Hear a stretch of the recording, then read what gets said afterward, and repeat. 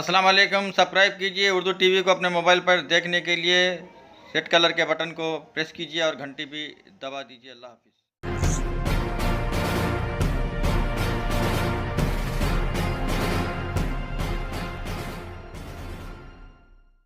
अस्सलाम वालेकुम रहमतुल्लाहि व बरकातहू। नाज़रीन, आप देख रहे हैं उर्दू टीवी न्यूज़ चैनल में हूं आपके सामने सीनियर जर्नलिस्ट रफीक नूरी। आइए उर्दू टीवी न्यूज़ के खबरनामे में आपका खैर मुक़द्दम है। आइए देखते हैं आज की खबरों की तफसीलात।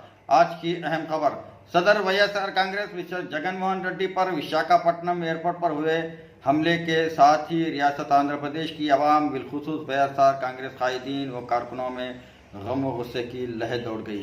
आज वाईएसआर कांग्रेस कायदीन mister P Subbareddy, convener YCP एसपेटा mister Ramesh Reddy, mister Khadar, mister Sheikh Riyad, mister Sheikh Jamshed, mister Mujeer के अलावा मिस्टर शौकत ने दरगाह रहमताबाद शरीफ में वाईएस जगन मोहन रेड्डी की आजिलाना सेहत याबी के लिए दुआ की। इस मौके पर सुब्बारेड्डी ने खिताब करते हुए कहा है कि जगन मोहन रेड्डी पर हमला बुज़दिलाना हरकत है। उन्होंने हमलावर को सख्त सजा देने का मुतालबा किया है। लीजिए मिस्टर सुब्बारेड्डी की तकरीर आपके सामने। ఈరోజు నిన్న జరిగినటువంటి వైఎస్ఆర్ కాంగ్రెస్ పార్టీ అధ్యక్షుడు వైఎస్ జగన్మోహన్ రెడ్డి గారి మీద జరిగినటువంటి హత్యాయత్నానికి నిరసనగా నిన్న మనం ధర్నాలు మానవహారం చేయడం జరిగింది।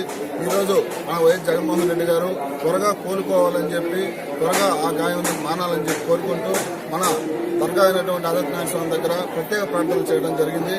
ఇటువంటి దాడులు ఎవరి మీద జరిగినా కానీ ఖండించాల్సినటువంటి అంశము।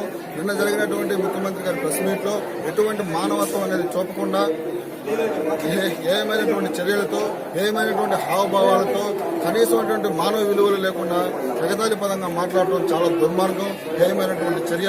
అదేవిధంగా నిన్న డీజీపీ అతను ఠాకూరో పచ్చ ఠాకూరో కూడా అర్థం కావడం లేదు। మొత్తం తెలుగుదేశం పార్టీ అనుకూలంగా వాళ్ళు ఏవైతే స్క్రిప్ట్ రాయించారో ముఖ్యమంత్రి కార్యాలయం వాళ్ళు అదే స్క్రిప్ట్ చదువుతూ ప్రజల్లో ఒక అనుమానాలు రేకెత్తించే విధంగా గందరగోళంగా ప్రెస్ మీట్లు ఇవ్వడం జరిగింది। ఇది చాలా ఖండిస్తున్నాము। అదేవిధంగా ప్రతిపక్ష పార్టీలన్నీ కూడా ఖండించారు, కానీ మానవత్వం అనేది లేకుండా ప్రతిపక్ష పార్టీలు కూడా ఎందుకు ఖండించాలని చెప్పి వాళ్ళను కూడా ప్రశ్నించడం అనేది, కనీసమైనటువంటి మానవ విలువలు, మానవత్వం ఉందా చంద్రబాబు గారు ఈ సందర్భంగా ప్రశ్నిస్తున్నాము।